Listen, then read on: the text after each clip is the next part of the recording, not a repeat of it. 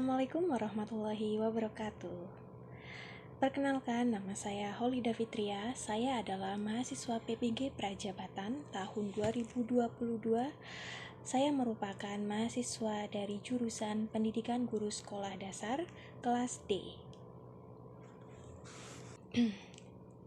Di sini saya akan mengulas tentang RPP kelas 2 yang sudah saya susun. Tema 5 pengalamanku dan subtema 5 pengalamanku di rumah pembelajaran ke-1. Di sini kemudian saya akan menyampaikan tentang kompetensi dasar dan indikator pencapaian kompetensi. Pada tema 2 terdapat 2 muatan pelajaran. Yang pertama ada muatan pelajaran bahasa Indonesia dan muatan pelajaran matematika. Pada kompetensi dasar yang pertama adalah muatan pelajaran bahasa Indonesia. Di 3.6 mencermati ungkapan permintaan maaf dan tolong melalui teks tentang budaya santun sebagai gambaran sikap hidup rukun dalam kemajemukan masyarakat Indonesia. 4.6 menyampaikan ungkapan santun menggunakan kata maaf dan tolong untuk hidup rukun dalam kemajemukan. Untuk indikator pencapaian kompetensi pada muatan pelajaran bahasa Indonesia di 3.6.1 mengidentifikasi ungkapan permintaan maaf sebagai gambaran hidup rukun dalam kemajemukan masyarakat Indonesia. 3.6.2 menganalisis ungkapan permintaan maaf yang terdapat pada teks tentang budaya santun sebagai gambaran sikap hidup rukun dalam kemajemukan masyarakat Indonesia. Untuk IPK 4.6.1 masih muatan pelajaran bahasa Indonesia adalah menggunakan ungkapan santun dalam mengatakan permintaan maaf untuk hidup rukun dalam kemajemukan secara lisan maupun tulisan. Kemudian untuk muatan pelajaran yang kedua yaitu matematika. Untuk kompetensi dasar yang pertama di 3.6 menjelaskan dan menentukan panjang termasuk jarak, berat, dan waktu dalam satuan baku yang berkaitan dengan kehidupan sehari-hari. Ada di 4.6 melakukan pengukuran panjang termasuk jarak, berat, dan waktu dalam satuan baku yang berkaitan dengan kehidupan sehari-hari. Kemudian untuk indikator pencapaian kompetensi di 3.6.1 menjelaskan panjang termasuk jarak dalam satuan baku yang berkaitan dengan kehidupan sehari-hari. 3.6.2 menentukan panjang termasuk jarak dalam satuan baku yang berkaitan dengan kehidupan sehari-hari. Di 3.6.3 membandingkan panjang termasuk jarak dalam satuan baku yang berkaitan dengan kehidupan sehari-hari. Selanjutnya untuk 4.6.1 melakukan pengukuran panjang termasuk jarak dalam satuan baku yang berkaitan dengan kehidupan sehari-hari. Baik, selanjutnya ada teori belajar yang diterapkan pada RPP yang sudah saya susun. Yang pertama ada teori belajar perkembangan kognitif dari Piaget yang menyebutkan bahwa usia anak kelas 2 sekolah dasar itu masuk ke dalam tahap operasional konkret yaitu usia 7 sampai 12 tahun. Di mana tahap operasional konkret itu yang pertama sadar terhadap tingkat perbedaan berpikir, memberikan kesempatan kepada siswa untuk menerima informasi di kelas, dan menghadirkan kembali dengan cara yang mudah mereka pahami. Dalam hal ini, pada saat pembelajaran, guru sebaiknya dalam menyampaikan materi menggunakan media pembelajaran yang bersifat konkret atau yang ada di lingkungan sekitar. Dalam materi yang sudah saya terapkan yaitu pengukuran yang termuat dalam tematik dalam pembelajaran ini, guru bisa menggunakan media yang ada di lingkungan sekolah, bisa batu, kelereng, sendok, buku, pensil, seperti itu, dan masih banyak yang lainnya. Kemudian tahap operasional konkret yang kedua memberi kesempatan kepada peserta didik untuk dapat mempresentasikan kembali informasi yang telah mereka dapatkan di kelas.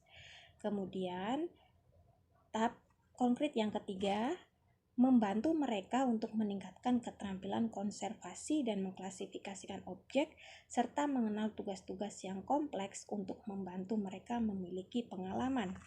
Pada pelaksanaan teori belajar yang ada pada Piaget dan yang saya terapkan, di langkah-langkah pembelajaran setelah guru menyampaikan beberapa materi, kemudian anak-anak diminta untuk melakukan observasi yang ada di lingkungan sekolah atau lingkungan kelas. Observasi itu untuk dalam kegiatan pengukuran, mengukur suatu benda, apapun benda yang ada di lingkungan, bisa ranting, bisa pensil, buku, botol. Kemudian anak-anak menuliskannya pada lembar kertas yang sudah atau lembar kerja observasi yang sudah guru siapkan. Setelah itu, dalam penerapannya pembelajaran diferensiasi, anak-anak bisa menyampaikan materi atau hasil kerja diskusi kelompok itu bisa dalam bentuk tulisan ataupun dengan secara langsung, secara presentasi secara langsung. Pada teori belajar dari Piaget tentang operasional konkret, ditegaskan bahwa pada anak usia 7-12 tahun itu sebaiknya dalam pembelajaran menggunakan media pembelajaran yang konkret atau secara nyata. Hal ini untuk memudahkan anak dalam mempresentasikan dalam menerima materi pembelajaran tersebut. Tidak hanya bersifat verbal yang disampaikan guru, namun secara nyata. Setelah tadi kita mengulas tentang teori perkembangan kognitif dari Piaget, kemudian kita akan membahas atau mengulas teori perkembangan sosial yang diterapkan pada pembelajaran saya ini. Teori perkembangan sosial yang diterapkan ini menurut teori dari Erik Erikson yang tergambar pada tahap-tahap perkembangan sebagai berikut. Nah, jika pada kelas 2 itu termasuk pada usia 7-12 tahun, masuk ke dalam industri versus inferiority, di mana mereka sudah bisa mengerjakan tugas-tugas sekolah dan termotivasi untuk belajar, namun masih memiliki kecenderungan untuk kurang hati-hati dan menuntut perhatian. Seperti pada pembelajaran yang sudah saya terapkan, terlihat anak-anak aktif dalam pembelajaran, di mana sebelum pembelajaran guru menanyakan kondisi siswa dengan cara bertanya apa kabar, kemudian tentang perasaan atau yang mereka rasakan pada hari ini. Itu salah satu cara guru untuk menanyakan kabar dan memberikan motivasi kepada siswa. Setelah itu guru memberikan sebuah ice breaking, di mana ice breaking itu untuk memberikan semangat siswa juga. Setelah itu, pada pembelajaran diferensiasi yang diterapkan yaitu diferensiasi produk, di mana pada diferensiasi produk ini terlihat pada saat pembelajaran pada dua muatan pelajaran itu, yang pertama matematika dan bahasa Indonesia. Untuk matematika dan bahasa Indonesia ada tugas kelompok yang akan mereka kerjakan, kemudian dalam penyampaiannya di sini berkaitan dengan diferensiasi produk, di mana guru membebaskan kepada peserta didik dalam menyampaikan unjuk kerjanya, bisa dalam bentuk lisan atau tulisan. Nah, pada produk yang diberikan meliputi memberikan tantangan dan keragaman atau variasi, memberikan murid pilihan bagaimana mereka dapat mengekspresikan pembelajaran yang diinginkan. Seperti itu.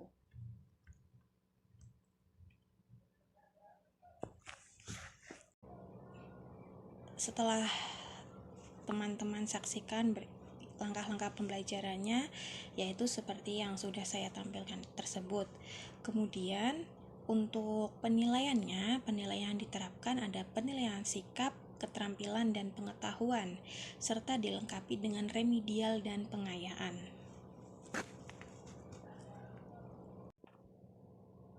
Baik teman-teman, itulah sedikit ulasan tentang rencana pembelajaran yang sudah saya susun.